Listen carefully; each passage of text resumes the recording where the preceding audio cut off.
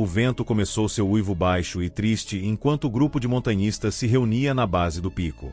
Eram 6. Will, o líder não oficial com anos de experiência gravados em seu rosto envelhecido. Maria, uma professora de geologia com uma calma inabalável. Eric, um caçador de emoções sempre perseguindo a próxima descarga de adrenalina. Lucy, uma fotógrafa cujas lentes capturavam a beleza crua da natureza. Tom, o médico quieto, mas confiável. E Claire, uma adição de última hora à equipe, cujos olhos afiados e comportamento reservado sugeriam segredos. O plano era simples: subir a montanha, documentar a jornada e retornar em 3 dias. Mas o clima, como Will havia avisado, era sempre imprevisível. Por volta do meio-dia, os primeiros flocos de neve começaram a cair, macios e inofensivos a princípio, como sussurros do céu. Eric riu, abrindo os braços e girando em círculos. Um pouco de neve nunca fez mal a ninguém, ele declarou. Mas a expressão de Will permaneceu séria enquanto ele examinava o horizonte. As nuvens estavam se espessando, transformando o céu em um vazio cinza ardósia. O grupo seguiu em frente, suas botas esmagando a neve fresca. Os ânimos estavam altos apesar do frio cortante, e Lucy tirava fotos em todas as oportunidades, sua câmera clicando como um metrônomo. Maria apontou formações rochosas incomuns, sua voz firme e confiante, um bálsamo contra o silêncio invasor. Claire ficou atrás, seus olhos disparando para sombras que pareciam se esticar e mudar conforme a tempestade ficava mais pesada. Ao cair da noite, eles chegaram a um platô e montaram acampamento. O vento aumentou, sacudindo as paredes da barraca como dedos esqueléticos. Eles se amontoaram, suas risadas forçadas, tentando ignorar a crescente sensação de desconforto. A tempestade estava piorando, e com ela veio uma sensação estranha, como se a própria montanha estivesse viva, observando, esperando. Foi Eric quem primeiro ouviu as vozes. Ele saiu para se aliviar, a neve girando ao seu redor em uma dança caótica. Enquanto ele fechava o zíper da jaqueta, um som fraco chegou aos seus ouvidos. Era distante, quase abafado pelo vento, mas inconfundível, seu nome, chamado suavemente. Eric. Ele congelou, sua respiração turvando o ar gelado. Alô? Ele chamou, sua voz falhando. Não houve resposta, apenas o vento e a neve implacável. Balançando a cabeça, ele voltou para a barraca, atribuindo isso à sua imaginação. Mas a semente do desconforto havia sido plantada. A noite passou irregularmente. O vento uivante parecia carregar sussurros, e mais de uma vez, alguém acordou sobressaltado, convencido de que tinha ouvido seu nome. Will descartou isso como um truque da mente, uma combinação de estresse e tempestade. Mas o grupo não conseguia se livrar da sensação de que algo estava errado. De manhã, a tempestade piorou, transformando a paisagem em uma extensão branca ofuscante. A visibilidade estava quase zero e o frio era implacável. Will decidiu ficar parado e esperar o tempo melhorar. Foi uma decisão lógica, mas também significou mais tempo presos no silêncio assustador, sem nada para distraí-los das vozes que agora pareciam vir com mais frequência. Maria foi a próxima a ouvir. Ela estava coletando amostras de neve a alguns metros do acampamento quando ouviu seu nome, suave e insistente. Maria. Veio da direção da floresta, uma linha escura de árvores mal visível através da neve rodopiante. Com o coração batendo forte, ela deu um passo mais perto, a parte racional de sua mente gritando para parar. Mas a voz era tão familiar, tão reconfortante. Parecia seu falecido pai. Quando ela voltou para a tenda, pálida e trêmula, ela não contou aos outros o que tinha ouvido. Ela não tinha certeza se eles acreditariam nela. E no fundo, ela não queria admitir que quase a tinha seguido. O segundo dia não trouxe alívio. A tempestade continuou, e com ela veio uma crescente sensação de pavor. As vozes não eram mais incidentes isolados. Cada membro do grupo tinha ouvido seu nome, chamado em tons que variavam de súplica a comando. Pior, as vozes pareciam saber coisas, detalhes íntimos que ninguém fora do grupo poderia saber. Lucy ouviu a voz de sua mãe, a que ela não ouvia desde que era criança. Ela chamava com o mesmo tom suave, incitando-a a sair da tenda. Lucy, venha aqui. É seguro aqui fora. Ela agarrou sua câmera com força, seus nós dos dedos brancos, como se o dispositivo pudesse protegê-la de alguma forma. Tom, normalmente estoico, confessou que tinha ouvido a voz de seu irmão, que havia morrido em um acidente de escalada anos atrás. Ele disse que estava esperando por mim, Tom murmurou, sua voz quase inaudível sobre o vento. Ele disse que tinha encontrado uma saída.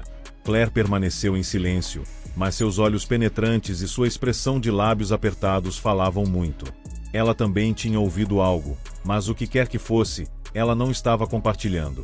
Will tentou manter o grupo focado, seu tom de comando um fino verniz sobre seu próprio medo crescente.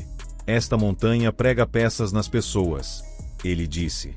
É a altitude, o isolamento. Isso mexe com sua cabeça. Mas nem ele conseguia explicar por que as vozes eram tão específicas, tão adaptadas a cada um deles.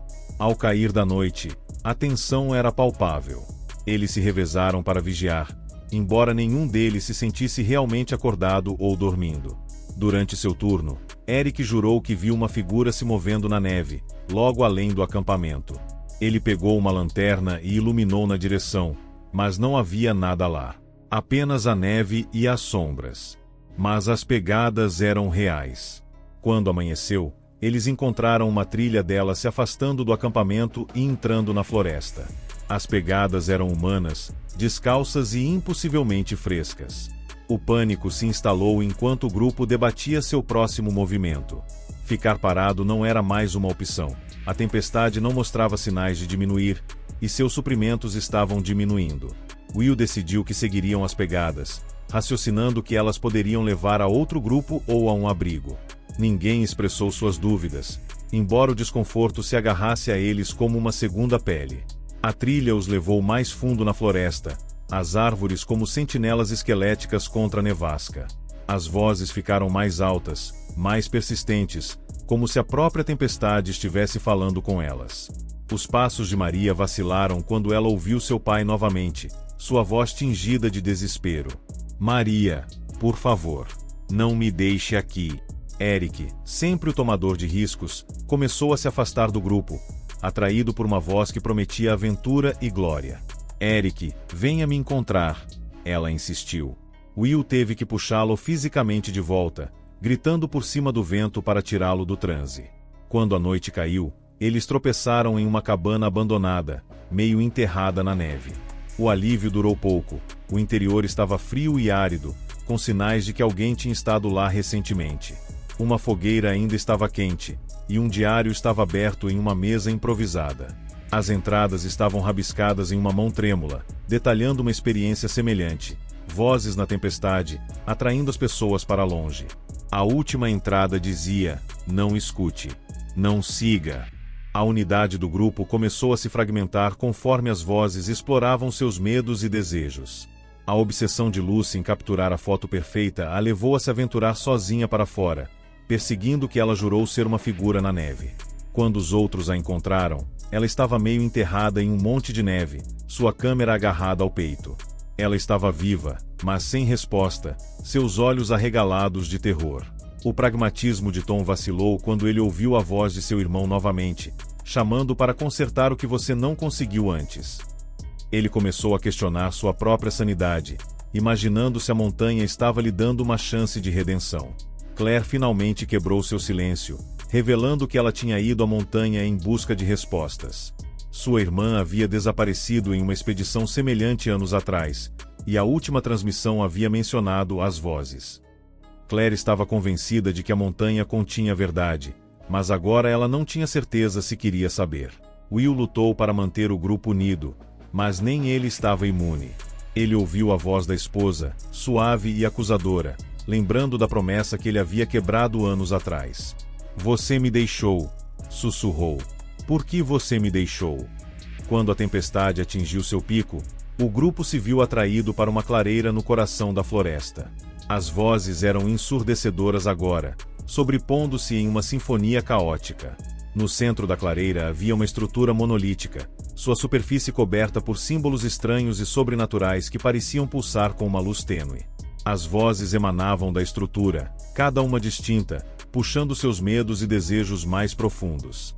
Eric foi o primeiro a se aproximar, seus olhos vidrados enquanto ele estendia a mão para tocar a pedra.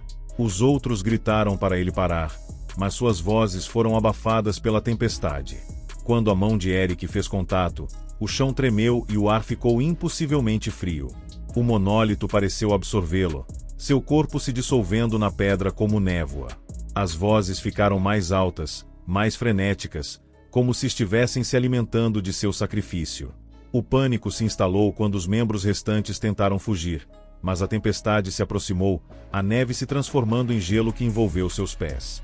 Um por um, eles sucumbiram às vozes, seus corpos desaparecendo no monólito.